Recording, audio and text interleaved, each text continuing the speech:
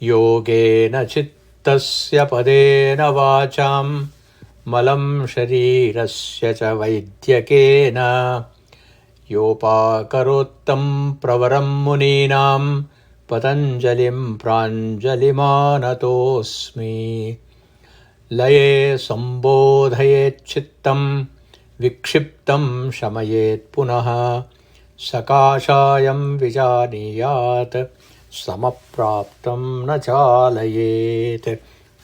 Om. So wishing everybody a very happy Deepavali tomorrow and the next 3 days. Our study of the niyamas has a perfect setting today. Deepavali and its 3-day celebration actually is symbolic of the practice of niyamas. So you can see how it starts. First of all, it starts with Shaucha. Shaucha, Santosha, Tapaswadhyaya, Ishvara Pranidhanani, Niyamaha. So this is the principle with which we start the Deepavali celebrations also. First of all, the idea of Shaucham, which is purity and cleanliness. Through a very ritualistic act on the Trayodashi day, actually today is the Trayodashi day, and it spills over tomorrow also. It's also called as Dhanteras, but in most of the, especially in South Indian culture, we ceremoniously get the bath water ready. You know, as we were growing up, at least some of us were growing up, we used to have a huge vessel, a copper vessel probably, which we used to boil the water for everybody's taking the bath. And we used to use firewood and so on and so forth. So this vessel on the Dhanteras day is thoroughly cleansed, completely cleansed. And then if there are any remnants of the water, they are emptied. And then fresh water is added. This happens on the Dhanteras day. So using that metaphor for the concept of Shaucha of Patanjali Yoga Sutra, you can see the vessel represents our own Deha. And this body is in religious terms called as the Ghata. So it is in this Ghata that the water is replaced after cleaning the Ghata, and then it is boiled and the water is made ready for the ceremonial bath on the morning of Naraka Chaturdashi day. So the preparation for Shaucha starts before the actually activity of Shaucha. So in that preparation, we take the ghata and clean it inside. So the cleaning of the inside is the antashaucha, or the cleaning of the inside of this ghata. So the prerequisite for practicing the niyama is to clean this ghata with the antashaucha. And that antashaucha, or inner purification, are actually the yamas. So ahimsa, satya, asteya, brahmacharya, parigraha, and practicing of the yama is this on the Trayodashi day, what we ceremoniously and ritualistically cleanse. And that is the concept.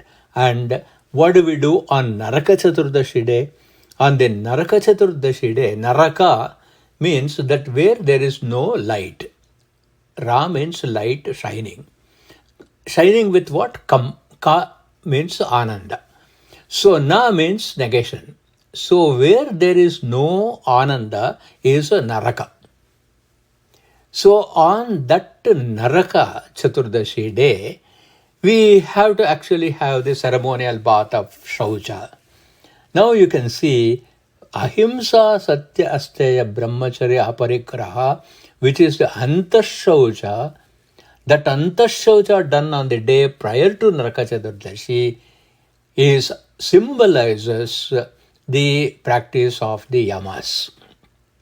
And from there, we enter into the actual process of the Naraka Chaturdashi day, where the festivities, the cooking, and then sharing with the family and friends, all that represents Santosha. So thus you will see that from Yama, in the festivities itself, we transit to the Santosha. Then what do we do on the third day, which is the Balipademi? Of course, the second day is Amavasya, New Year. We do worship of Lakshmi. But the third day is very significant. On the third day, it is the recollection of Mahavishnu taking the 3 steps. And the 3 strides of Mahavishnu are actually Tapaswadhyaya Ishvara Pranidhana when we are practicing it. So yamas represent the preparation antashaucha bahishaucha of this ghata. And then the actual cleansing happens on the Naraka Chaturdashi day. And then that, because of the festivities and having enjoyed the company of friends and family, the Santosha has been achieved. Shaucha Santosha has been achieved. Now, on the Balipadami day, we have to go for the Tapaswadhyaya Ishvara Pranidhana, the 3 strides. Thus, you will see the beauty of the culture is what I could call a stratification. In stratification, simultaneously you go both in depth as well as horizontally. In both the planes we go. So festivities, festivals and such religious observations are all horizontal in nature, in the sense that we do that in a social setting, we do it in a ritualistic session, in a ritualistic fashion, but you also go deep. And that going deeper is where we meditate in dhyana, practice yoga, and then study the Upanishads, etc. So thus you will see in this culture, whether we are dealing with the world, or whether we are dealing with Ishvara, or whether we are dealing with philosophy, pure philosophy, in all those 3 levels, this stratification is there from the time immemorial in Vedic culture. So therefore now what we are seeing is we have come to the Naraka Chaturdashi day where we have got to have and experience the Santosha. So how does this Santosha happen? What exactly is this Santosha? This Santosha is called Samyak Tushyati iti Santosha. That's the etymology. Samyak Tushyati means where there is perfect contentment. And that is the state of Santosha. And therefore the next sutra, number 42, says, Santoshat anuttamaha sukhalabha. Santoshat anuttamaha sukhalabha. By means of this think of Santosha, it gives a happiness which cannot be surpassed. So a little bit of contemplation on this sutra is fruitful. Now, what is exactly is this Santosha? So if you look at the experience of Santosha, it is gratification. Now, when we mention the word gratification, as soon as there is gratification, there is also a contentment. There is a tripti. There is an ananda. And this tripti, gratification, how is it experienced mentally? It is experienced as sukha. Therefore, every act of santosha results in sukha. And the intermediate experience is there is a santosha. So, but what is the nature of our mind? The nature of our mind is always to crave for things, both material and non-material. So this santosha, it cannot be final, because as soon as one santosha, it gives a temporary tripti, but this temporary tripti which gives the sukha suddenly disappears, and a new desire is accruing. What is the reason? What is the driving force? What is the power behind it? And that Shastra calls it as there is Trishna.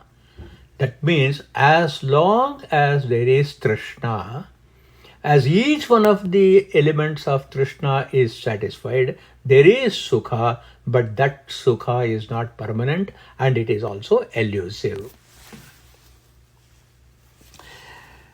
So, which says that suppose we say I have no Sukha at all, it is a wrong statement. Because we are having sukha at some quantity and quality all the time. So that sukha is there. But as soon as one unit of sukha is obtained, immediately this trishna, the desire, what it does is, I want something better. And the word for better in Sanskrit is called uttamaha. So one sukha I got, Trishna seeks for a uttama sukha, a sukha better than that. This is insatiability. This insatiability of this sukha drives a thinking person to seek for anuttama sukha labha, for experiencing a sukha which is unparalleled, and which cannot be surpassed. And what Patanjali Maharshi is saying is, this can happen only if you have got santosha. So santosha can mean either you are happy or you are actually contented. So in the context of Yoga Sutra, we have to take it as contentment only. So let us imagine a very youth. Now, unmute this.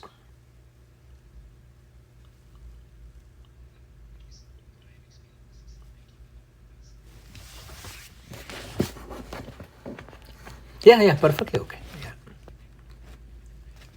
Yeah.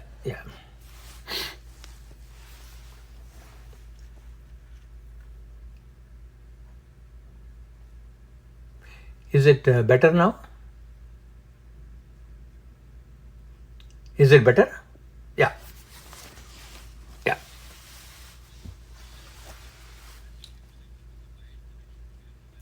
I am on wireless, yeah. But, that is possible because I think Suhas is cooking, and moreover, I also closed the doors upstairs.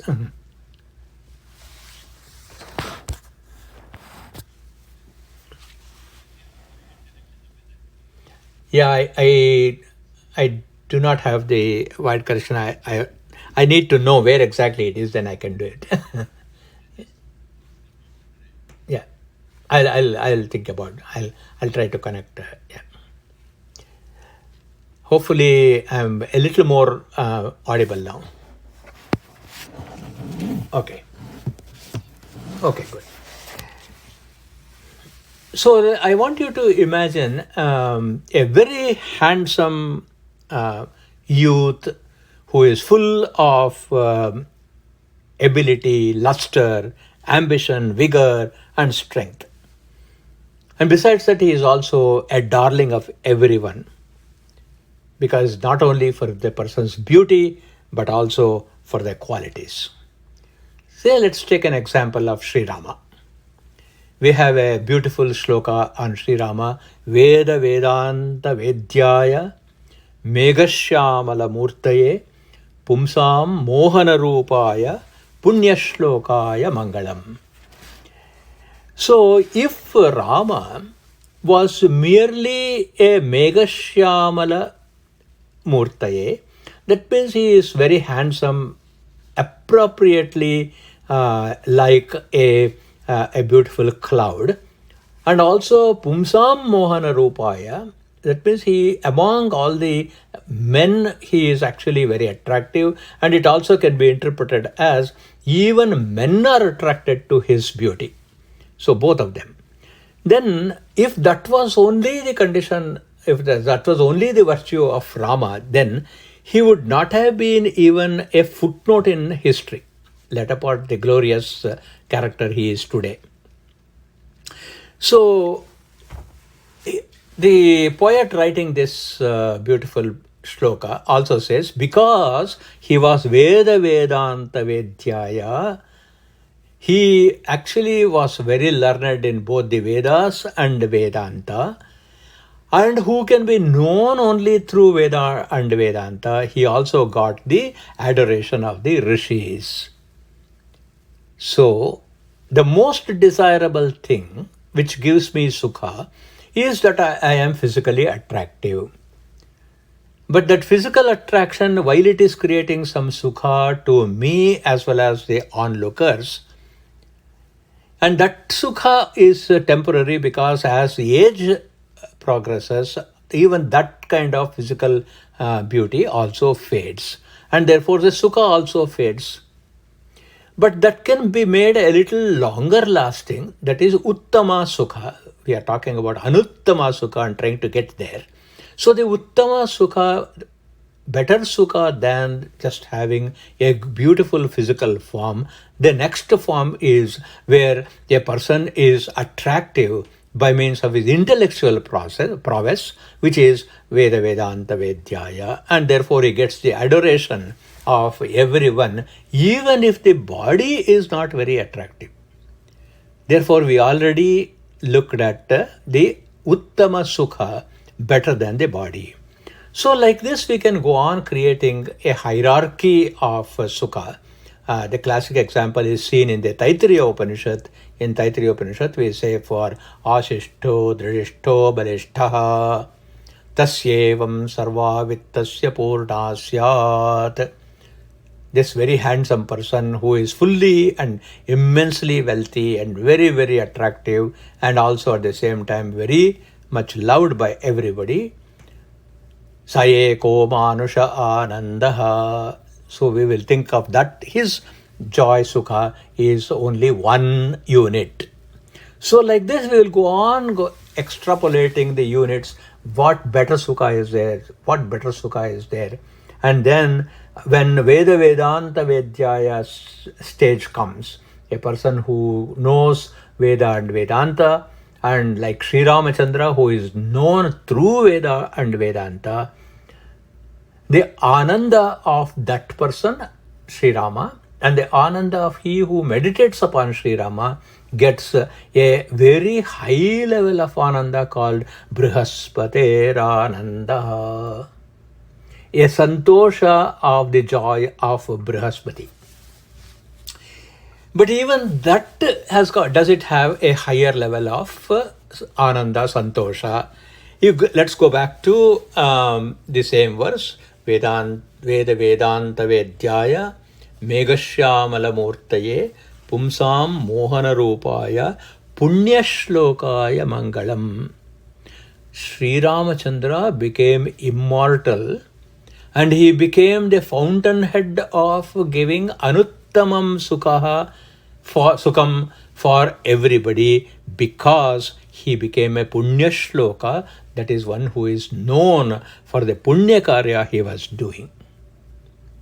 So creates a template that Punya acquisition is the one which gives a santosha, and Punya is the which is constantly displayed in a personality, is a display of constant santosha, which is Anuttama Sukhalabha, is by means of Punya Karya.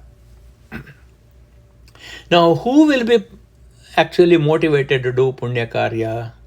It is only one who is absolutely at peace with himself and one who is contented with himself.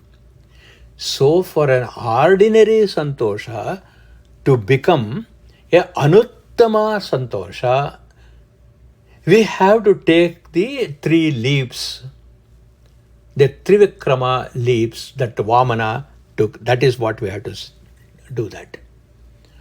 And that is symbolized by the Balipaddami, the third day of the Deepavali, 3 days, that we meditate upon Anuttama Sukha is only when we actually transcend all the 3 worlds. But also note, the beauty of this process is at every step there is santosha.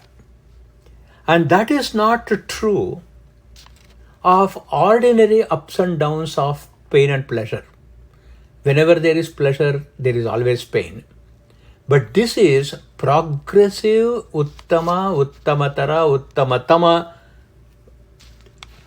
acquisition of santosha, because you will see from the very project of Shaucham, because it is backed by ahimsa, satya, steya, brahmacharya, aparigraha, the desire generated by means of this process is only for the sake of loka kalyana and loka sangraha. Again, a connection with the Bhagavad Gita.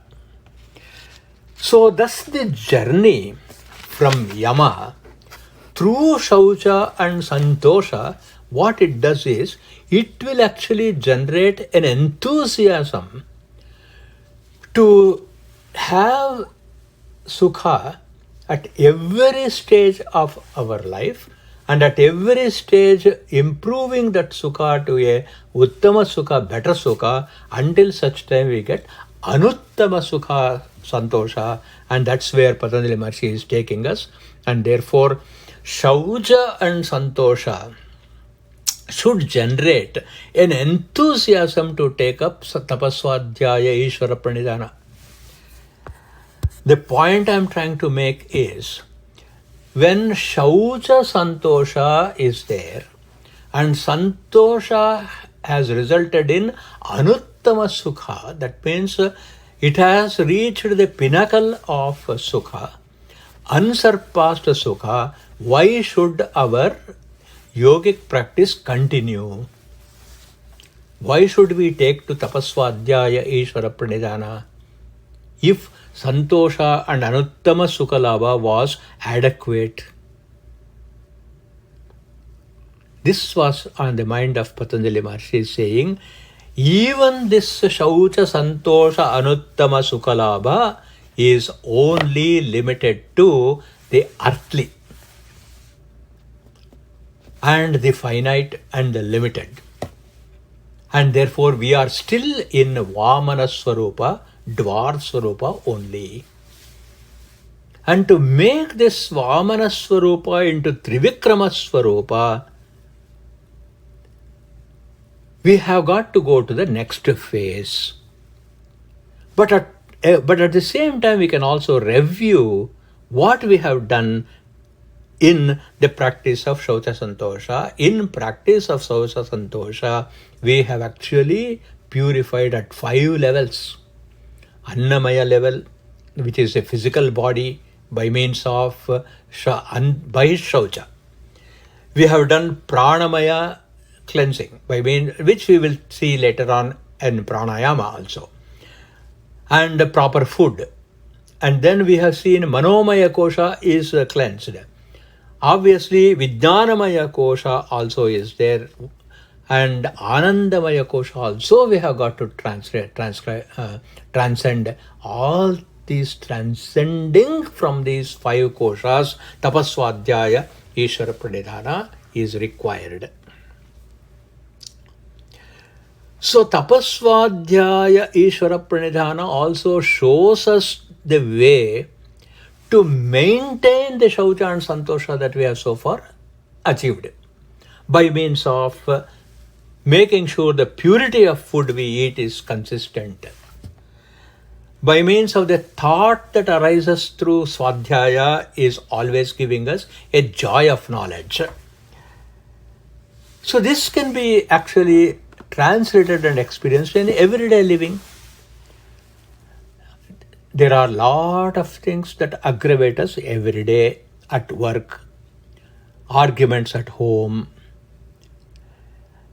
failures, say failure in an exam, failure to get promoted, failure to get a raise, or a minor fender bender in our car. All of these adi bhautika issues, the issues coming from the environment, can definitely throw us out of balance. Therefore, even though Shaucha and Santosha is practiced, still it can be a little fickle. But the experience of this Anuttama Sukhalabha in Santosha gives us another ability. That ability is to become flexible and adaptive. And flexibility and adaptation without getting traumatized is the purpose of tapas. And then it also creates, tapas also creates a harmony and then a motivation to let go. Please note that we can never let go of anything unless we have got tripti, which is santosha. So letting go is also possible only when the sukha that we have experienced in Shaucha and Santosha is consolidated and solidified through tapasvadhyaya Ishvara pranidhana. This is the extraordinary anugraha that Patanjali Maharshi has given us by giving this map of tapasvadhyaya Ishvara pranidhana. In every other scripture that we come across, tapasvadhyaya Ishvara pranidhana is made as a means to get santosha and sukha. Whereas in Yoga Shastra, santosha and shaucha is made as a means to solidify tapasvadhyaya Ishvara pranidhana. That's the beauty of this particular text. So this tapasvadhyaya Ishvara pranidhana, now Patanjali is also going to braid them together. These three strands. So there is tapasvadhyaya Ishvara pranidhana. Tapas happens at the earthly level, the Vamanavatara. The swadhyaya contemplation happens in the mental level, that is the atmospheric level. Then Ishvara pranidhana happens at the heavenly level, and therefore it is the third step of that the Vamana takes when he becomes a Trivikrama. So we create a three strands in tapasvadhyaya Ishvara pranidhana technology in Patanjali's Yoga Sutra. There is the world. The world itself is an altar of worship. In this altar of worship, the ultimate reality is contemplated through Swadhyaya, and then Ishvara Pranidhana establishes the relationship between the two. The world, the altar of worship, and the ultimate reality, they are connected together by means of Ishvara Pranidhana, and therefore, so that our Shaucha and Santosha does not end up in extrovertedness, and it has to be turned inward. And for that sake, the turning inward is also not only for the sake of getting the Anuttama Santosha by the yogi, but also for the welfare of the world. Otherwise, we have no use for yogis who are completely introverted, who are completely thinking of their Atman and are not available as role models to society. We are not interested in those people because the world has no use for them. They are not able to offer anything. And therefore they have to come back. And this coming back and going inward and going outward, the perfection of the travel between these two routes is where Mahavishnu on Balipadami day can become both a dwarf and a Trivikrama, and also bless Bali, and also go down to the Patala and remain as his doorman for all time to come, and promise that he will bring him back as the next Manu after this Pralaya takes place, and makes Bali come and visit his realm on the Bali Partimi day. That Bali coming back and visiting the realm on Bali Partimi day is where a yogi comes back for the sake of Loka Kalyana. And on that day we light the lamp and tulsi and worship Bali with this intention of saying, you had the santosha in giving up all your possessions, including your own location, where you were located, that small 3 by 3 feet place, that also you gave up in complete trupti, in the service of Ishvara, and therefore you are our role model. This is the contemplation that happens on Bali Padami day. And for doing this, what was the contribution? What was the kind of tapas that Bali did? That explanation comes in the next sutra 243, where he says, Kaya Indriya Siddhi Ashuddhikshayat Tapasaha. Tapasaha, by means of tapas, Ashuddhikshayat, by complete neutralization of all impurities, Kaya Indriya Shuddhi. That means we get a mastery over our body, Kaya, and the senses, Indriya. That achievement takes place. So you see, this is related to another ritualistic activity that happens during the Deepavali. The 3-day Deepavali is where we worship the Devatas. On the Naraka Chaturdashi day, we worship Sri Krishna. On Amavasya day, those who are following the Vishnu, Mahavishnu, they do Lakshmi Puja. And those who are following Shiva, they do Kedareshwara Vrata on that day. The worship of Kedareshwara. Deva Yajna takes place. The such contemplations that we are going through, study of the scripture, Brahma Yajna takes place. And on Amavasya day, Tarpana is given, so Pitru Yajna takes place. And we invite all our friends for a meal. Bhuta Yajna takes place, Manusha Yajna takes place, and all these yajnas take place because of Kaya Indriya Siddhi. And this is the benefit of tapas. So when there is control on the body and senses, so look at the process now. We had whole of yamas. All those yamas continue to be practiced. Shaucha and Santosha continues in practice. Tapas is continuing in practice. Now, with the control of the body and mind, this person who has perfected in tapas, Santosha, Shaucha and the yamas is ready for Swadhyaya. And not only that, that Swadhyaya also becomes very effective. And what do we mean by effective Swadhyaya? Whatever Ishta Devata that we have chosen to meditate upon, that Ishta Devata Sakshatkara or absolute experience will happen. Lot of mystics in all the faiths have recorded their vision of their Ishta Devata.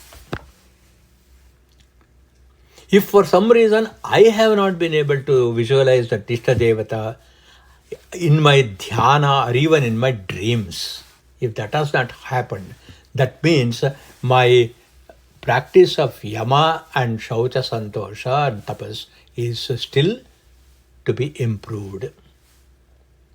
So the benchmark or the metric of our having achieved this is only when there is samprayoga. Samprayoga also means sakshatkara of the Ishta Devata. Hence, Patanjali Maharshi is saying, Swadhyayat Ishta Devata Samprayoga. Many great saints have discovered this.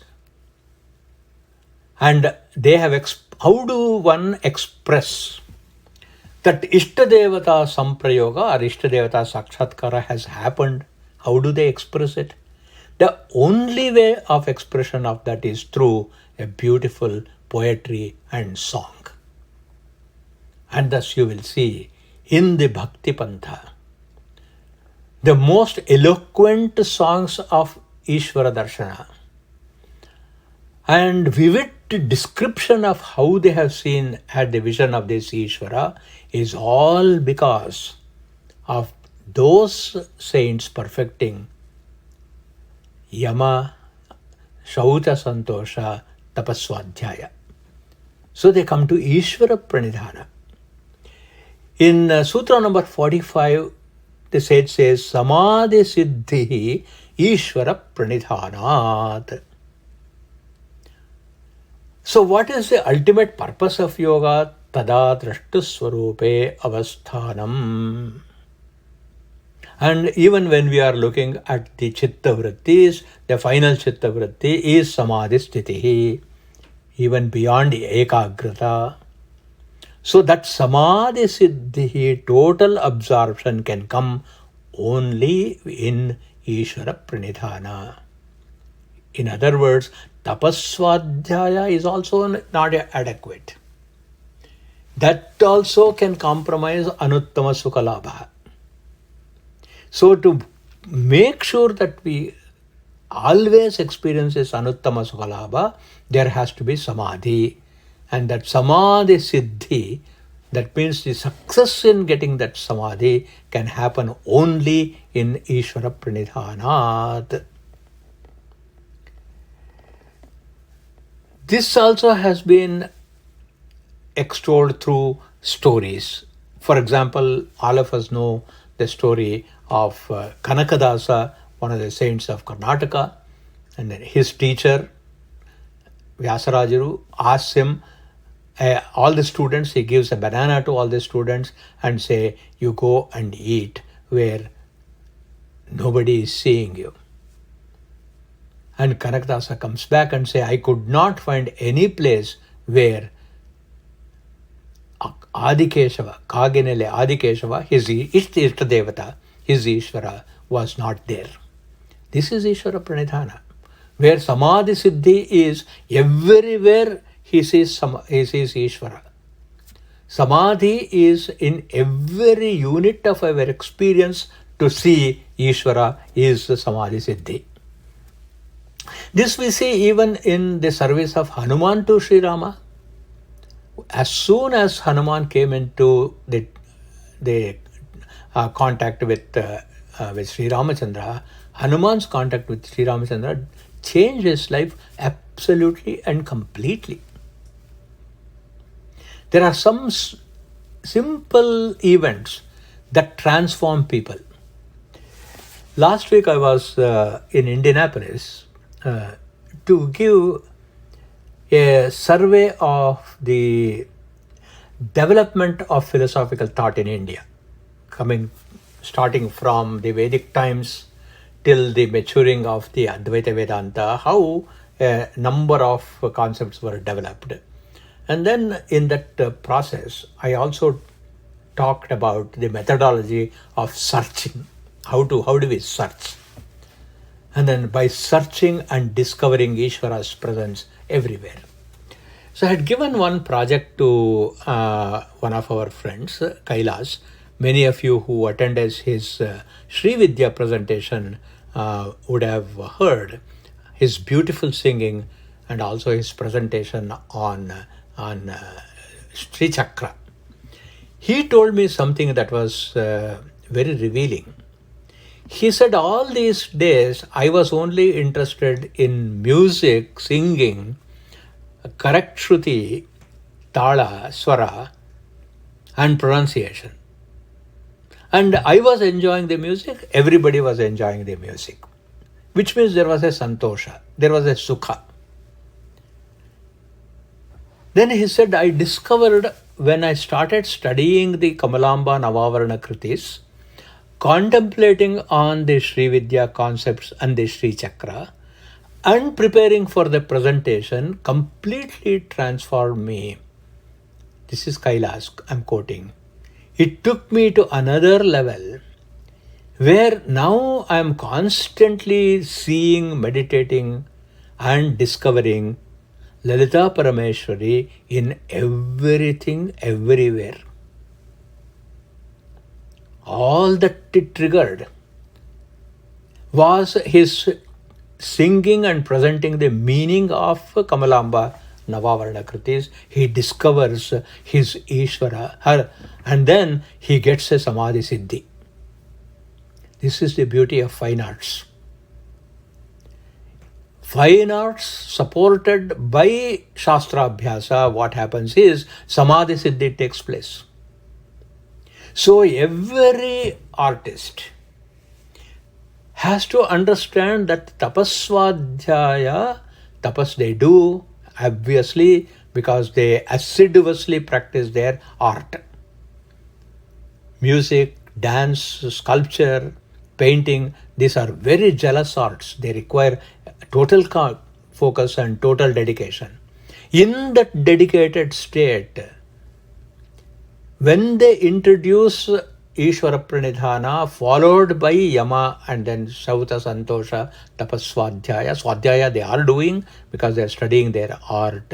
Samadhi Siddhi can happen when in their pursuit of the fine arts they can discover their Ishta Devata. With that Ishta Devata they become Samadhi, they get into Samadhi. Even a contemporary person whose musical approach is part-time, even he can achieve this Samadhi Siddhi Ishvara Pranidhanat. This particular sutra has a brilliant commentary by Vyasa. Among the many commentaries, Vyasa writes, Ishvararpita sarva bhavaha. So, if Kailas can see Lalita Parameshwari in every single thing, and he discovers music in every activity that he has got, or he witnesses in the world, how can that come? According to Vyasa, all the bhavas. What are all the bhavas? Smita will be able to give a good definition of these bhavas. There are vibhavas, there are anubhavas, there are vibichari bhavas, there are sanchari bhavas. In every one of those bhavas that we experience, it must be Ishvararpitam. All becomings, all attitudes, all projects, all desires are all offered to Ishvara. While we are doing in pursuit of everyday Santosha also. Since Ishvara is Sarvasamatva Bhava, Ishvara has got, just because I am focusing myself completely on Ishvara, Sarva Bhava Samarpita in Ishvara, Ishvara will not deny me everyday Sukha. And then, what is Ishvararpita Samarva Bhava? Ishvararpita Sarva Bhava is, what I am doing should give Ishvara Trupti. Because Santosha is Trupti.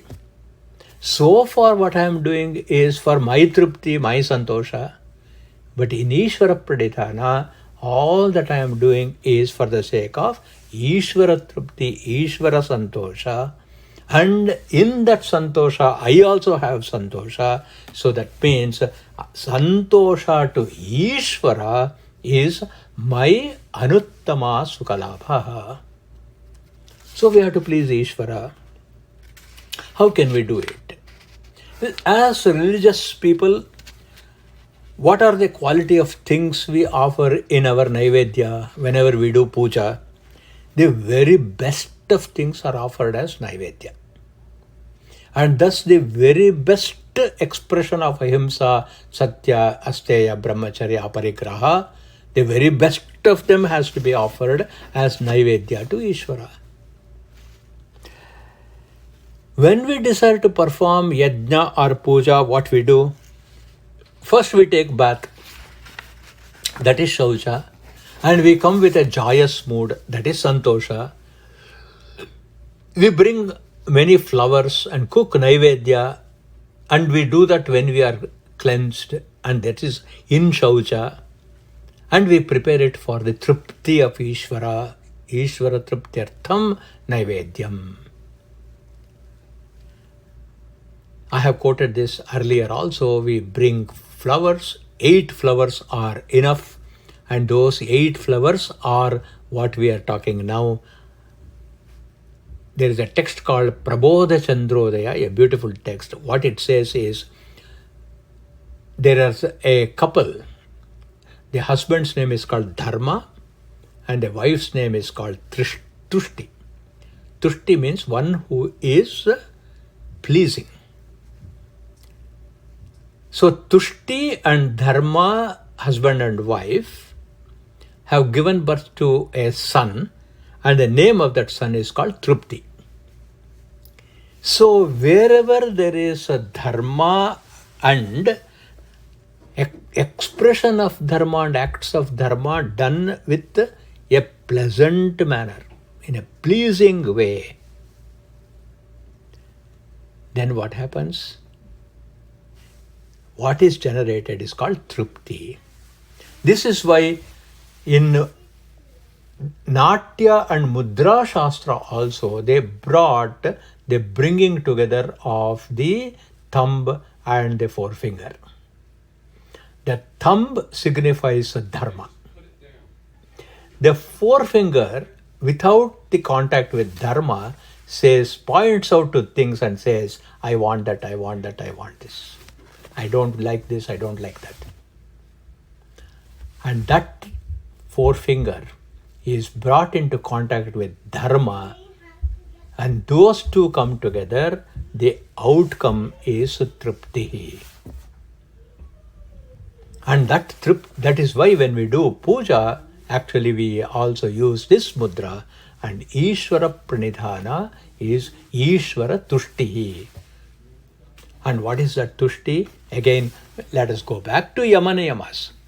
Ahimsa Prathamam Pushpam.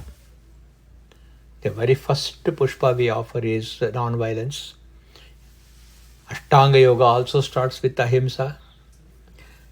Pushpam Indriya Nigraha, control on the sense organs, is the second flower, and that is Brahmacharya. Sarvabhuta Daya Pushpam, having compassion for all living beings. Kshama Pushpam Visheshataha, forgiveness. Jnana Pushpam, Tapah Pushpam, tapas we are talking about. Shanti Pushpam Tathaivacha, Satyam Ashtavidham Proktam. 8 kinds of pushpas are ahimsa, Indriya Nigraha 2, Sarva Bhuta Daye 3, Kshama 4, Jnana 5, Tapas 6, Shanti 7, Satyam 8. Vishnoho Pritikaram Bhavet.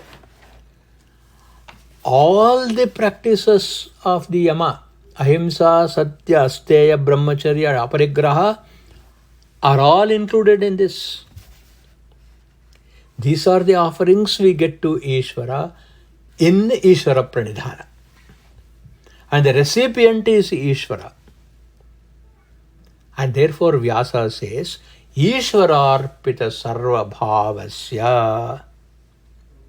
The yogi attains samadhi siddhi. Samadhi siddhi becomes one with Ishvara. So what are the constituents of this Ishvara in which we get absorbed in that samadhi? Sarva deha, sarva kala, sarva desha, sarvam ipsitam aviratham janati, says Vyasa. Sarvadeha, all forms, living beings. The technical term used is Abrahma Pipilikantam. Abrahma, starting from Chaturmukha Brahma down to the smallest insect, is Sarvadeha. Sarvakala, past, present and future. And Sarvadesha, for Sarvadesha we say Abrahma Bhuvanal Lokaha, starting from Brahma Loka, which is Satyam, down to Bhuvana, which is Bhuhu. The 7 realms, Bhur, Bhuva, Swaha, Maha, Janaha, Tapaha, Satyam, Sarvadesha. So we have Sarvadeha, Sarvakala, Sarvadesha, Sarvam, all of that. This person, this yogi who has achieved Samadhi in Ishvara, Avitatham janati. Avitatha means flawless. Phalam means outcome. So when the outcome, phala, is flawless, avitatha phala, that avitatha phala is the highest santosha, the highest sukha.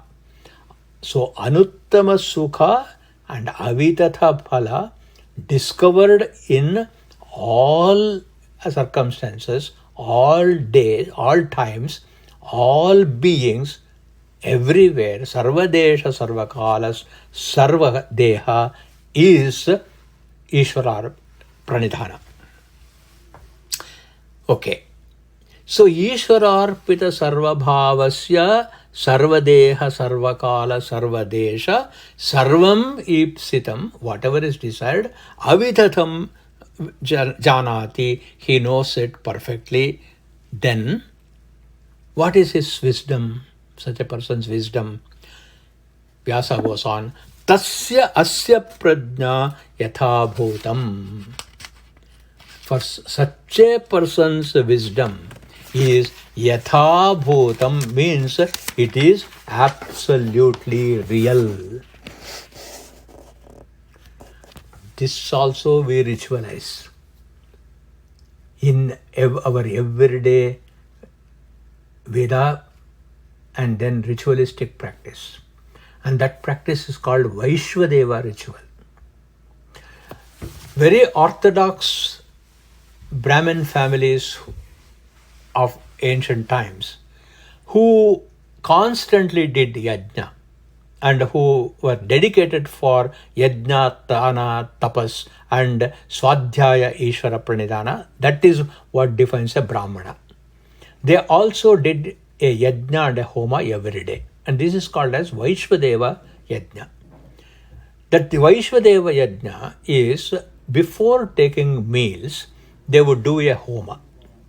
In that homa, actually they would take morsels of food and offer it to every being, Sarvabhuta, and it would be offered to every realm, Sarva Desha, starting from Bhu right up to the realm of Brahma, Chaturmukha Brahma, Satyaloka.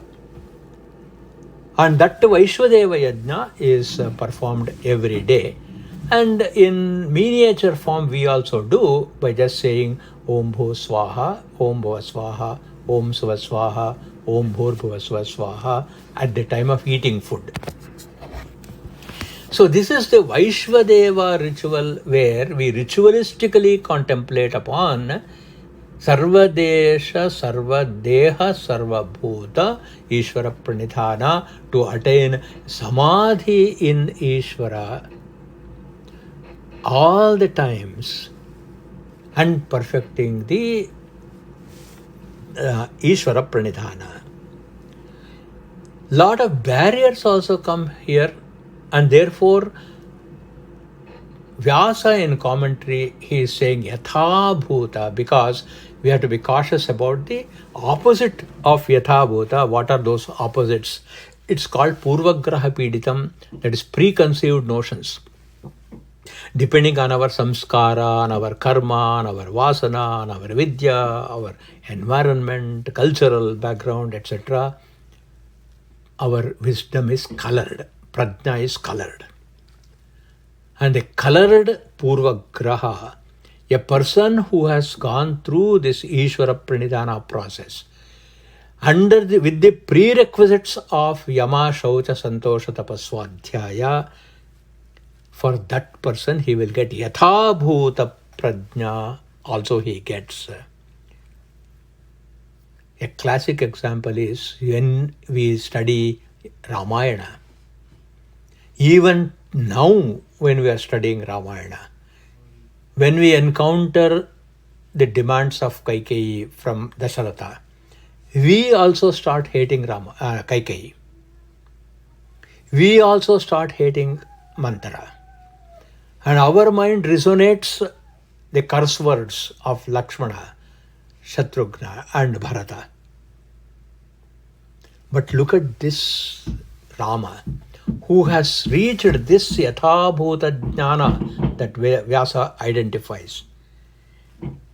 While everybody was condemning Kaikeyi, uniquely Rama actually honored, worshipped her as his own mother. Never for a moment he thought that Kaikeyi was not his mother. Why is that? Because he was capable of attaining this extraordinary samadhi sthiti. While Rama is very active, enormous amount of things are happening in his life. Right from the time of his birth itself was quite a challenge. Right from that time, till the Pattabhisheka was over, you must see that life was full of drama and full of challenges. But because of his extraordinary practice of Yamaniyamas and Samadhi Sthiti in Ishvara, he never wavered. His balance and equanimity never disturbed. So for those for whom Yoga Shastra seems to be too tough to understand, Ramayana is a commentary on that. Now a question can arise.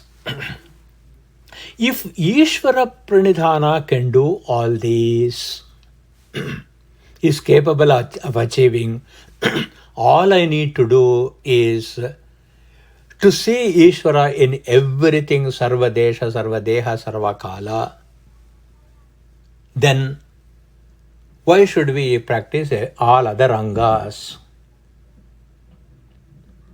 That question arises. For that the answer is, without the other angas, without completely established in the yama and the other niyamas, it is impossible to get Ishvara Pranidhana. A. Secondly, Ishvara Pranidhana, while it can give certain powers, it cannot give Anuttama Sukhalabha. Please let us not forget, we want Anuttama Sukhalabha. We also want absolutely proper, correct wisdom. That will not be there. Why? Let's say we don't practice ahimsa. Himsa is there. Himsa with Ishvara Pranidhana, what does it do? Himsa with Ishvara Pranidhana creates very powerful Rakshasas. Paramatapasvis. Whether you take Hiranyaksha, Hiranyakashipu, you take Ravana, they are all Paramatapasvis. Extraordinary Ishvara Pranidhana. We cannot match any of them in their dedication to Ishvara. Look at Ravana's life itself. He can actually uproot Kailasa with Shiva Parvati sitting on top of it. He can create Samaveda. He can bring Atmalinga. He can subordinate all the 9 planets. They would obey and rearrange themselves in his horoscope. Such Ishvara Pranidhana, but he did not practice ahimsa, and therefore he did not get the yatha bhuta jnana that Sri Ramachandra is actually Mahavishnu Avatara descending to kill him. Not just to kill him, but to warn him several times. Even in the battlefield, he says, just honorably return Sita. There will be no war. But he never practiced ahimsa.